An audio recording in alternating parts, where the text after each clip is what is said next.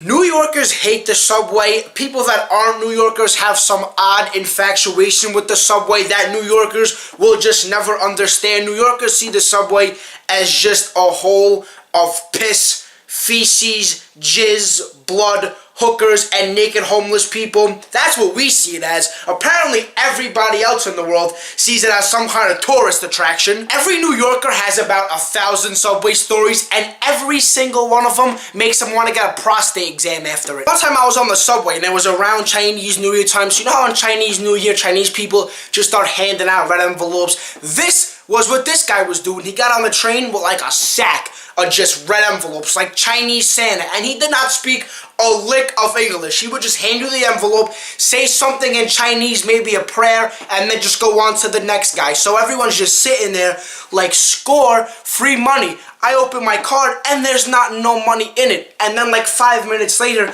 he just starts collecting them again. So I'm like, wait a minute, did this guy want me to put money into this envelope? This is not how this works. I don't give you money. I may not be Chinese, but in 2nd grade, Chinese kids would hand me red envelopes with $1 in it. I know how this works. As this guy's handing out these envelopes, I see a homeless guy get one. The homeless guy gets it, opens it, sees there's no money. Obviously, he has no money to give, so he blows his nose in it, puts it back in his pocket, and now he's just chilling. On the way back of the Chinese guy going to collect all the envelopes, because remember I said the guy wanted us to give him money, so he's collecting it, and then he gets up to the homeless guy, and he sticks his hand out and says the Chinese prayer again, and the homeless guy says, "Oh, you wanted that back?" Reaches into his pocket, grabs the snotty envelope, opens it, takes back his snot, puts that in his pocket, and then hands the guy back the envelope. I was even more confused at the fact that the Chinese guy accepted the red envelope back.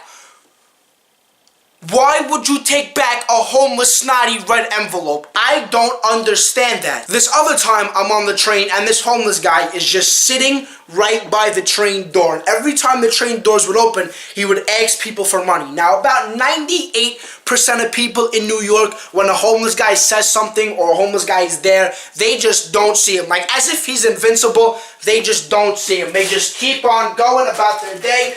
They don't even see the homeless guy. But this lady messed up big time, because this lady, when the homeless guy said, "Hey, you have any spare change?" she made eye contact. Now, it's like a written law in New York that you should not make eye contact with homeless people. Even if you're giving them money, you just drop it in the cup and you keep walking. But this lady looked him directly in the eyes and said, "Sorry, I don't have any money," and kept walking. And this poor lady had no idea what was about to happen. This homeless guy stood up. The seat was soaked. I don't know why every homeless person in New York is just wet. No one knows what this mysterious homeless liquid is, but it's there. So he stands up soaking wet and he goes, "You think I need your money?" As if he didn't just ask for money. "You think I need your money? You're sorry. If you're sorry, you would suck my balls. I've done blow with Donald Trump. I've gotten blown by the best. I've blown million in casinos. I have a penthouse in Germany where ISIS has captured me 5 times. I'm sitting there hysterically laughing. Nobody's even smirking. Now, I know what you're thinking.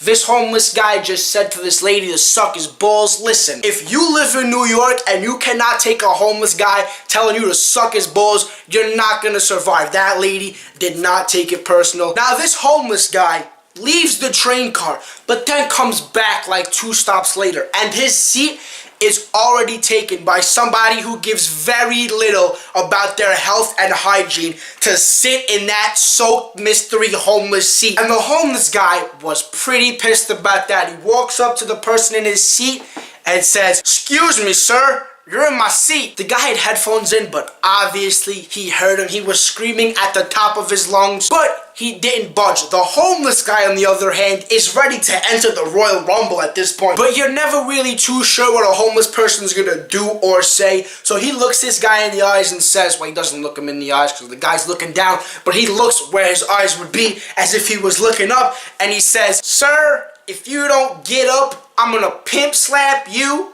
fuck your wife, and then I might fuck your daughter when she turns 18. If you don't live in New York, I know what you're saying. How could you not love the subway after a story like that? And I would agree. After a story like that, you have to love the subway. But a subway is like a wife. It's a bitch, but there's like some parts of it that's good. So the homeless stories is like the sex. After the sex, you're like, damn, I love this place. But after all the bitching and delays and complaining and monthly bleeds, you hate it. You don't ever want to go near it. You avoid it at all costs.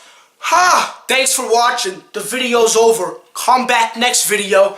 Or don't. I have no power over you. You can do whatever you want. Subscribe and like.